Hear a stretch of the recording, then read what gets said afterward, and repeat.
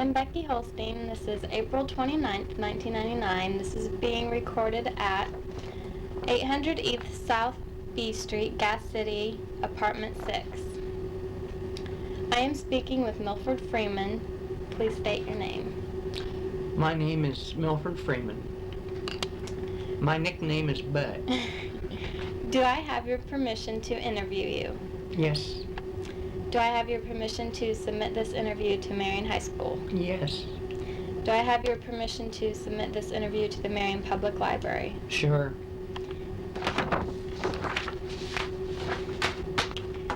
Okay, we will be talking about Marion life in the 1940s, and I'm going to start out with what was the town of Marion like in the 1940s? Okay.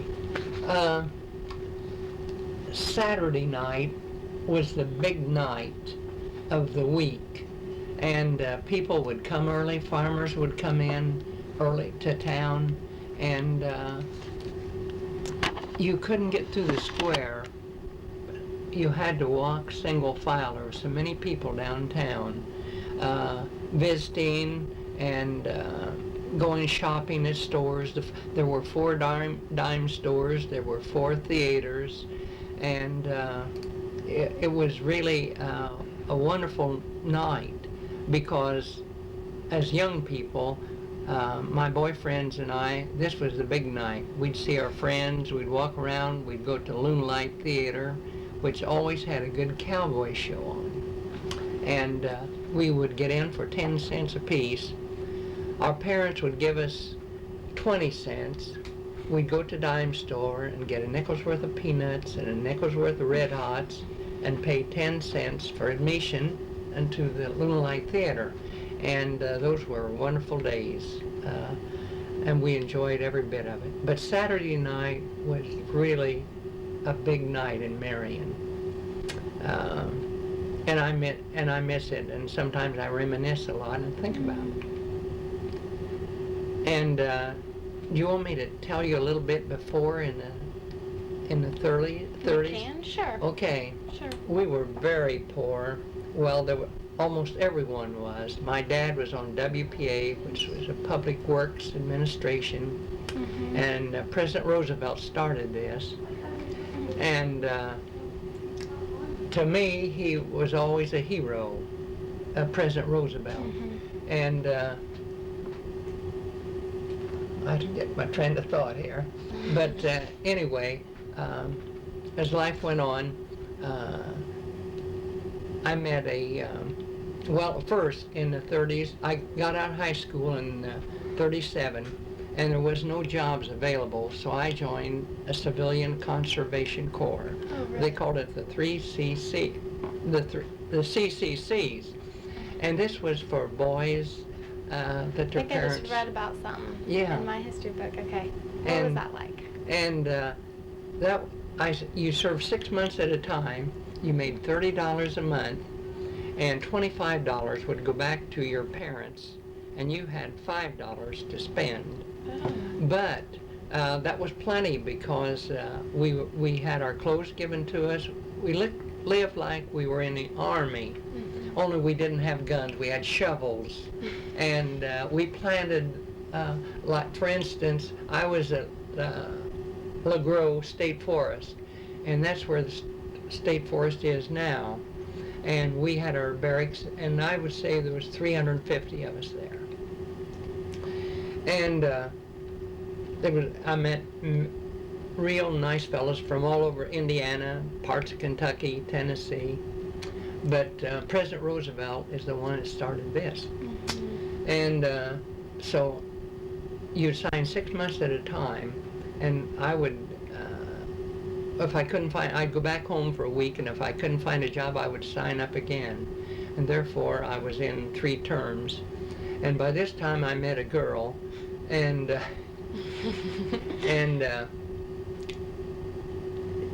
finally, I got a job at Daly Brothers Shoe Factory. And then her dad was working at Owens, Illinois in the machine shop, so he got me a job over there. And I remember it was on a Sunday. I was working on Sunday, and when Pearl Harbor was struck, uh, December the 7th, wasn't it? I think it was. And at that time, I really didn't know what it meant to me. I was 20 years old, and I didn't know what a war was. But I knew it was something terrible. But I could hear them, the fellows in the factory, that were saying, remember Pearl Harbor, remember Pearl Harbor. And so then we got in, after that we were into the war. And so I had one son then. We had been married several years, and it was 1943. And I had one son, and I had another son on the way. At this time, I changed jobs and went to the Anaconda Wire and Cable. And finally, I was drafted, even if I had a son and another on the way. So went to Great Lakes, right out of Chicago, and took my boot training, and got to come home after, I think it was 8 weeks of boot training. Got to come home for a week, and then they put us right on they called it a cattle car, railroad track, and they shipped us to California. And there we caught a ship, and there was 5,000 on, it was a troop ship. 5,000 of us went over to we went to a French island called Espiritu Santos. And we were there for several weeks, and all of us, it was 5,000, but we went to different ships. Different ships would come in, and when they'd need someone, we would be applied to that ship. So I was taken by a Liberty ship, which was Henry Kaiser made Liberty ships, like back then, just like an assembly line. And what we did was take troops in to island and take wounded troops out. And sometimes we moved on board this ship native people that had been mistreated in different islands. And then lost my train of thought there. Okay. Well, you want me to I got to be during that time, I got to be a mail clerk. And this was a good job because I would get to go over to every island we came to with the captain of the ship. My ship was AK-76, Liberty ship. And I would pick up the mail, and that's what the guys would be all around waiting for me to come back with the captain. Did you get any mail for me? Did you get any for me? Yeah. And I was the same way. I wanted to hear from home, and sometimes it would take maybe 14, 15 days or longer. It's according to how long we were at sea and did not go into an island to pick up mail. But those were, I had many good friends aboard the ship. I had a good time. I shot basketball down in a hole. What they call a hole is when it was empty. And the ship would sway back and forth with the waves. You had to shoot your ball here, and then the ship would come back and catch it. You probably don't understand what I'm saying, but... yeah, kind of. Okay. But God was good to me, and as time ran down, I lived aboard this ship for 2 years, and it was my home, and somehow or other my mind blocked out the danger of war. We saw several kamikaze pilots. We saw a couple of ships, but ours was, and we dropped some depth bombs, but our ship was never hit, and none of us was ever wounded. But the war was over. I come back and picked up my job at the Anaconda. This was 1946. I was just going 2 years. And I got to see my youngest boy, Neil, for the first time. He was almost, probably a year and a half almost. But his mother had told him who I was by my picture. She'd say, "This is your dad," you know. So he kind of knew me when I came home. And my oldest son remembered me, who was older. But that was a precious, that was a good time in my life. And I was so grateful to God, you know, I got to see him. I got to come home and be with my family again. And I wanted to add this too, that in the 40s, in World War II, America, I think, was the epitome of loyalty, of brotherhood, of friendship, of patriotism. They were great. I don't think I hope it would be like that again, but I can't see it. But America was great then. We were, it was just good to be a young man, have my family, and the government let us buy a new home. Not a new home, but it was to me. There was several. We lived out in North Marion. We had about 4 acres, and we put basketball courts up, and well, we just had a good life. And my wife was young and healthy then. My boys was growing up, and by this time I had a 1933 D8, and the boys, we'd get on Saturday night, we'd go downtown and try to get there early so we could find a parking place, because everyone else had the same idea of parking down there, and the boys really got disgusted. They said, "There's nothing to see but people, you know." But those were good times for me in the 40s after the war. Do you want to shut it off? Okay. Let's see. Talk about maybe a little bit more about Marion and what you did for entertainment. Okay. Now, I graduated in 37, and From Marion High School? from Marion High School. Okay. What was it like then? What was high school? There was not one student that had an automobile. There was no students that had an automobile. Because they just cost too much, and kids either rode bicycles or walked. But that was a good time in my life also, high school. And at this time, because my dad was very poor financially, I watched the Coliseum was built. This was in the middle 30s, but it was built in 1928, and I washed windows in there, and I got what they called it, National Youth, NYA, National Youth Administration, and I got $1 a week. I got $4 a month, and I would wash windows from the inside for 2 hours every weekday night. And then every Friday night was a big night for Marion, the whole of Marion, to go to the basketball game at the Coliseum. And sometimes I had enough money to, and I can't even remember what the admission was. It wasn't hardly anything, but sometimes I didn't have enough to go.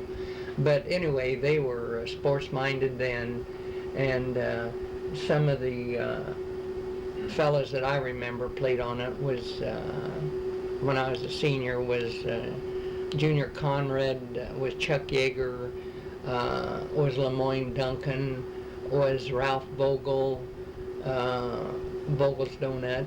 Oh. And, well, there's a lot of names. Charles Maggart, who was killed in World War II, Charlie Maggart. And he was a fine player. And there was 2 brothers that were killed, Delbert and Dale Truman, in World War II, and they played on it the same time. And also there was a lad, Wendell Hurley was his name, and he was a baton leader of the band, and he was killed at Pearl Harbor. The first wave on December the 7th, the first wave that came in, he was on, I believe it's the Arizona, USS Arizona, and he was on that, and today they never moved it. What's left of him is still in there in Pearl Harbor in Hawaii. And they say that after all these years, that I've never been to Hawaii, you can see the oil coming up from the tanks of the USS Arizona. And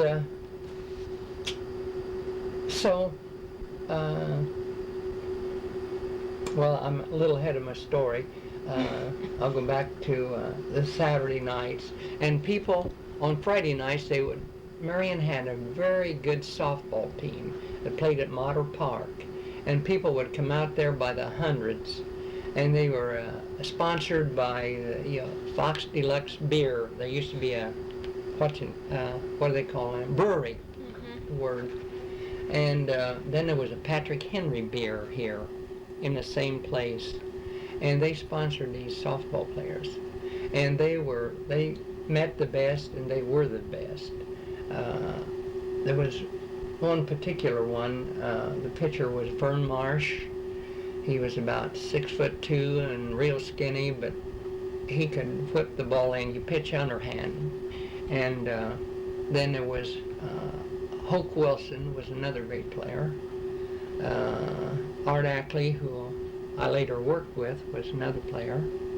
But we would spend Friday nights out there. We'd walk out, walk home, and to watch the game, we'd sit on a hillside or someplace where we could observe it. And then again on Saturday afternoon and evening, we'd go to a matinee at the Luna Light Theater at a cowboy show. And so that we look forward to that every weekend. Now, did you, what about dating? Yeah. I had a few girls in high school, but nothing serious. But while I was in high school, I did meet Neil's mother, my wife, and she was just a freshman in high school. And so we went together for a while, and then we decided to get married. So we sneaked off. So how old were you when you? I was 20, and she was like 16. And we kept it a secret for 6 months. And she lived with her mother, and I lived with my folks. Where'd you guys get married at? We borrowed my dad's car. I didn't tell him where I was going. And we went to Anderson and got married. And for 6 months, no one knew it. And we just acted like we were dating. I had before. And so finally, we came out of the closet. And we were married. We had a happy marriage for 56 years. And she passed away 3 years ago.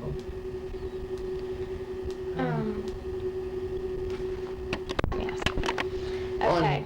Okay. Let me ask you a question. All right. On Sunday, I'm sorry to say I didn't go to Sunday school or church then, but anyway, we would go uptown and walk around, and we would walk out to Motter Park and walk around, but there was nothing open up on the square. Of all the stores, there was Freeland Mason drugstore and a Groom's drugstore, and Hooks. And they would take turns about. There was what they called a blue law, and stores weren't open to purchase things in, like the mall on Sunday. Everything was closed then. And the only thing that would be open would be a drugstore, in order that if you had to have medication or something like this, you could go to this one. But they took turns about opening up on the Lord's Day for medicine and things like that. But it was very, other than the four theaters, which was the Paramount, the Luna Light, the Lyric, and they had one they called a Bucket of Blood. It was always had westerns on it, shooting one another, and it was on Adams Street. So And the Royal Grand Theater also. So there was always a show, and if we were lucky enough or had picked tomatoes or made enough money, we would save money and go to show on Sunday afternoon. But So, yeah, how did you make your money for stuff like that? okay, maybe you could pick a farmer in the fall of the year, pick tomatoes, and a hamper, you'd get so much a hamper to pick those tomatoes, maybe like 8 cents a hamper or 6 cents a hamper. And also, I forgot to interject a while ago, the Charles Mill Dam. My dad worked on WPA, and this was in the 1930s, middle 30s, when they built the dam. So WPA men built that dam there. It needs work on it now, but this has been many years ago. And the WPA workers done that. So they did a lot of streets and things that were well worthwhile to help the community. So what was, was there any racial issues? Well, during, I think in 1932, I'm not positive the year, I was 12, I think. Yeah, I was 12. And there was a hanging. There were, as I recall, out on, they call it Dark Secrets, out around the river.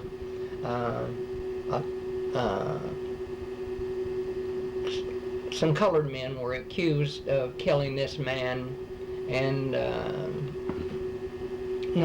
killing him and raping his wife. And not his wife, his girlfriend.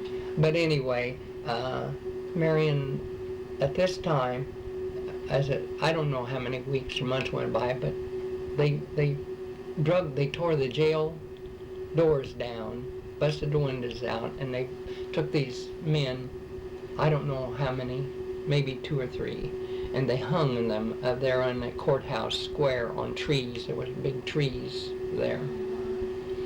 And this was a dark hour for Marion, really.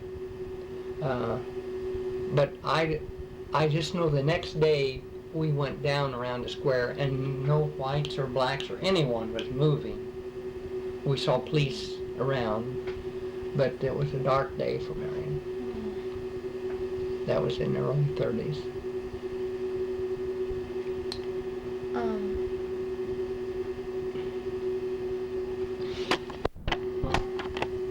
Also, I want to add that all of my teachers, and I can remember many of their names, and the principal, every one, I respected them from the bottom of my heart. There was no, today it's hard for me to conceive in my mind policemen walking in the corridors. My mind, it blows my mind, I can't see that. Because that was the last thing in the world. My parents told me, and maybe Neil's mother told him, if you get a whipping at school, you're going to get one when you come home. And you respect your teachers. And I did. I respected every one of them. And they helped. I admired them, wanted to be like them, and I'm sure it influenced me in my life later on. So that's what they did. That was their, they gave kids whoopings and... Oh, now in high school, no. In the lower grades, I've seen a teacher, for instance, he was at the blackboard, and it was me, and I was whispering to another fella, and he was aggravated that day, but he just threw the eraser, but missed both of us. But it shut me up from whispering. But I don't, in high school, no, I never, I think 99% of the kids had the same feeling I did. They respected, and I think their parents told them, if you get a whipping at school, you're going to get one at home. because we held them in high esteem. And I can't understand policemen in corridors. I'm too old, I guess, to understand that. But they were good role models. Excellent for me, and I'm sure many others. Thanks. Okay.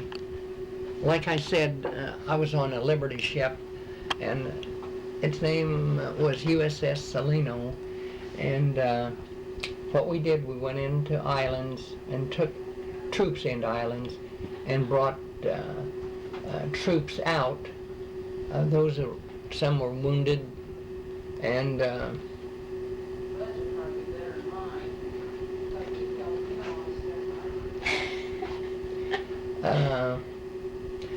and I can remember probably the worry.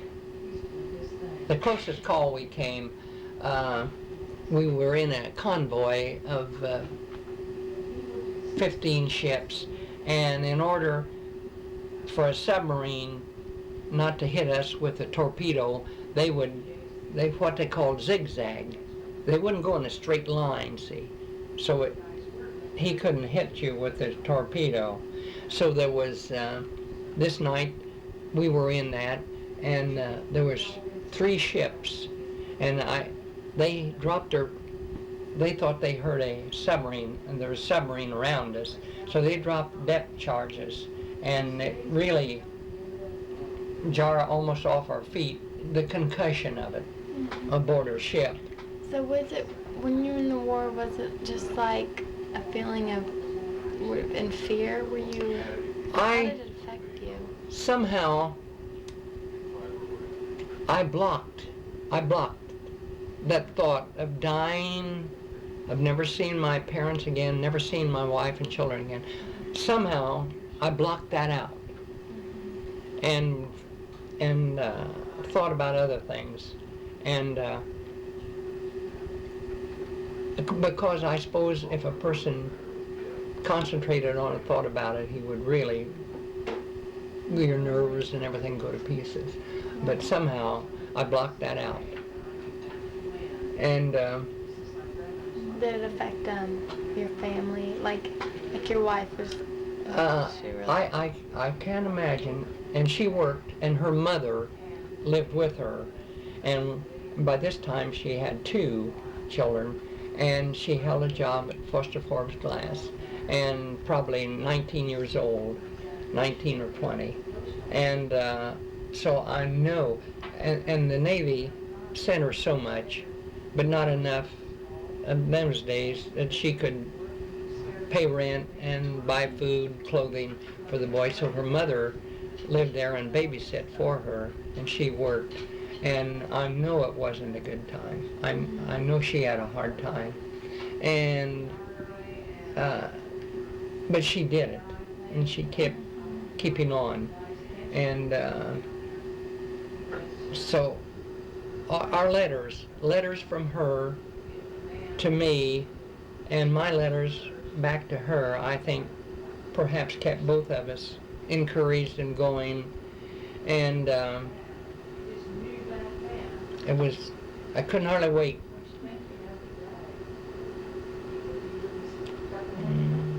Okay. Well, that sounds good to me.